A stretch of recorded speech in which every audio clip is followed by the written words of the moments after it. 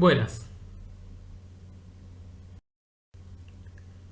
Este video se organizará en dos momentos.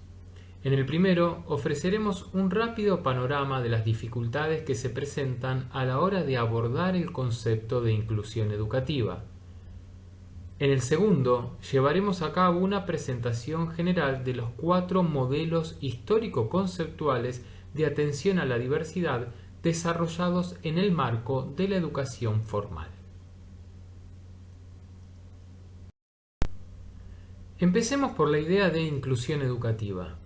Es necesario observar que este concepto no se corresponde con una idea monolítica, impermeable a variaciones históricas ni geográficas o de algún otro tipo. Por el contrario, en las distintas regiones y a lo largo del tiempo, el concepto se construye de acuerdo a las preocupaciones y problemáticas más sensibles de sus realidades particulares. Por ejemplo, en Europa, el énfasis de la inclusión educativa está puesta en los inmigrantes, los adultos y los discapacitados, en la educación especial. En cambio, en América Latina, el acento se fija, mayormente, en los contextos de postergación y vulnerabilidad, de exclusión social. ¿Qué podemos inferir de todo esto? Algunas conclusiones provisorias. En primer lugar, que se trata de un concepto en la actualidad políticamente correcto.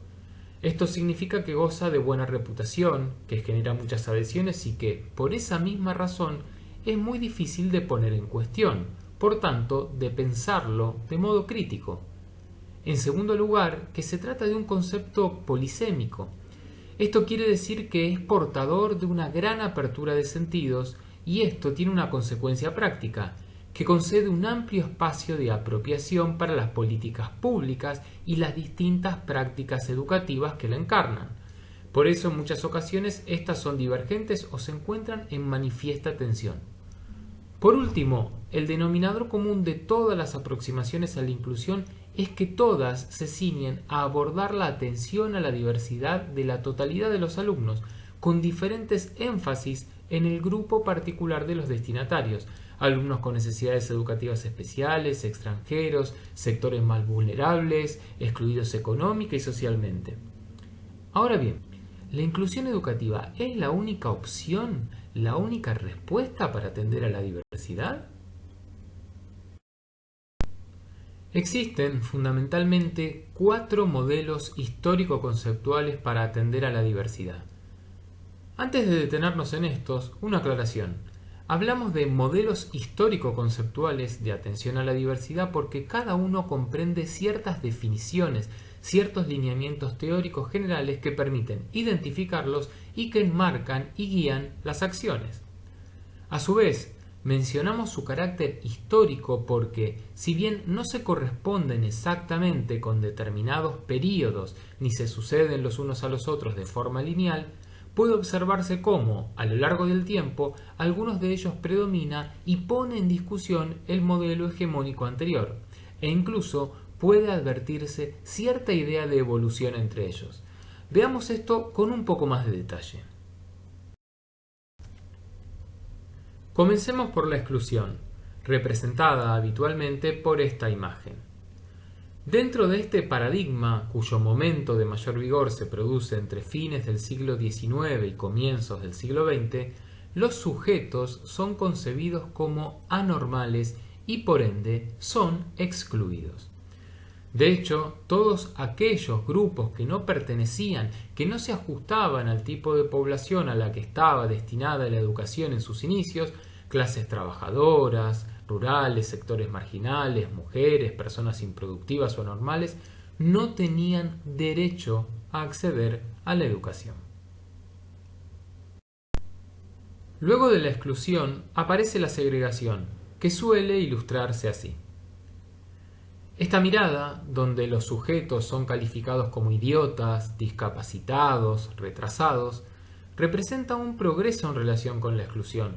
¿Por qué? Porque se produce un cambio de ángulo con respecto a la perspectiva de la exclusión, fundamentalmente porque los colectivos marginados son recibidos en el campo escolar.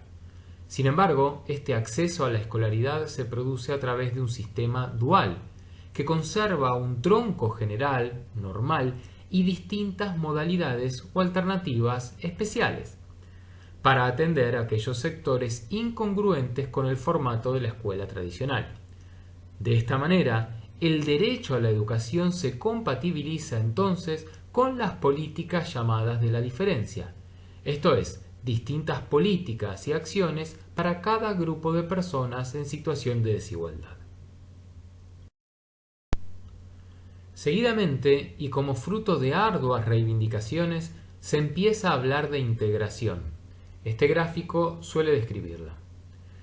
En este modelo se deja de nombrar a los sujetos mediante algún calificativo que refiera a su naturaleza individual o a su biología. En su lugar, se habla de alumnos con necesidades educativas especiales. Este modelo se produce en la década del 70 del siglo XX a partir del informe Warnock de 1978. El motor de esta nueva mirada lo constituye el principio de normalización. ¿En qué consiste? En la incorporación de los grupos de alumnos atendidos desde propuestas paralelas dentro de la escuela ordinaria. Desde una lectura tributaria de cierta idea de progreso, la integración representa una superación con respecto a la segregación, justamente porque la integración entraña ciertas reformas en la dinámica escolar, tanto en la búsqueda de nuevas respuestas curriculares como en la propia organización escolar, a los efectos de acoger del modo más propicio a los nuevos alumnos no esperados desde el formato escolar tradicional. Sin embargo, uno de los problemas de este modelo es que la llegada y la recepción de esos nuevos alumnos se produce de forma asimilacionista. ¿Qué significa esto? Fundamentalmente dos cosas.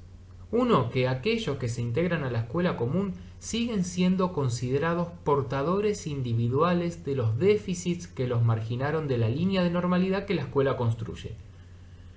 Y dos, que se integran a la escuela adaptándose a los patrones, los valores, las pautas culturales, las formas de organización, oficio del estudiante, considerados normales sin que esta idea de normalidad sea discutida, sea puesta en cuestión.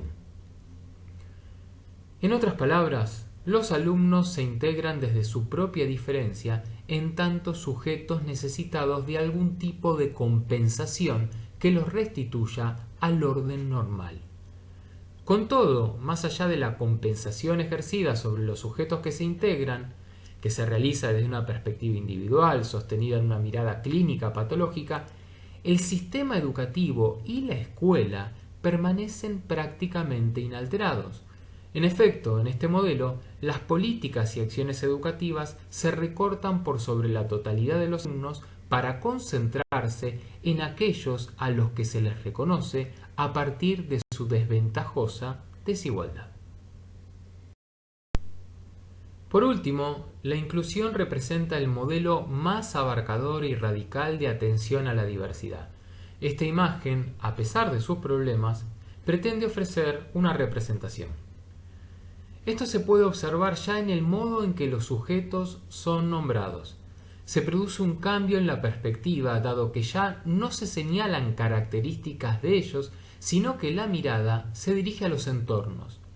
Por eso es que se habla de barreras al aprendizaje y a la participación. Recién mencionábamos que se trata de una mirada mucho más radical porque, en contraposición a la integración, la inclusión pretende alterar la educación en general. Esto quiere decir que no se hace hincapié únicamente en ciertos colectivos portadores de algún déficit, sino que la inclusión involucra a todo el alumnado. En esta línea, y a diferencia de la integración nuevamente, que piensa al alumno como problema y le exige cambios para que pueda adaptarse al sistema, la inclusión propone un giro copernicano. ¿De qué se trata?